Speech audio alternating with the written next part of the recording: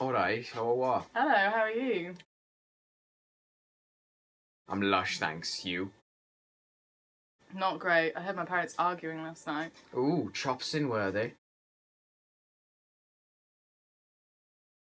Yeah, they were talking about booking their holiday. Ooh, where to? Tenerife. They need to be careful where they go. Some hotels are shonky, I'm only saying.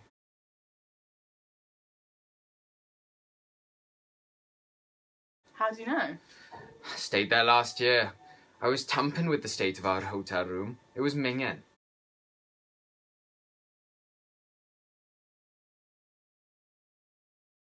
Oh dear, I'll have to warn my parents.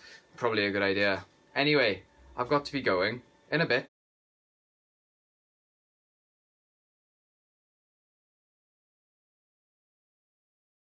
Studies have been carried out to explore the influence on the Southern Welsh accent.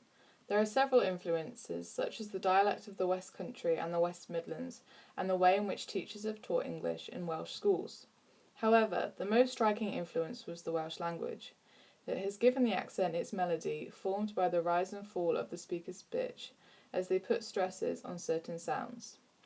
Unlike the English accent, the Welsh is characterised by its tendency for the pitch to go down to a stressed syllable rather than rise from it. For example, as words such as helicopter and cooperative have only one stress in English, in Welsh there are two. These stresses are usually placed on the penultimate syllable of the word, which is the preferred place of word stress in the Welsh language. Other characteristics are that speakers shorten the vowel of the stressed syllable and lengthen the following consonant. The last syllable of a phrase, although unstressed, normally sounds much longer than in standard English. Although the Welsh language played a crucial role in forming the accent, its influence is now so well established that even though the number of Welsh speakers has dropped massively, the melodic intonation is as strong as ever. A study claims that this is down to the fact that intonation is more firmly rooted and resilient to change than the pronunciation of words. A study was carried out in the Rhondda Valley. It used to be full of forest with a very small population. But with the coal boom, most people joined the valley from other parts of Wales. They were mainly Welsh speakers from southwest Wales. Welsh was the language of the coal mines, and in the first half of the 20th century it was very strong.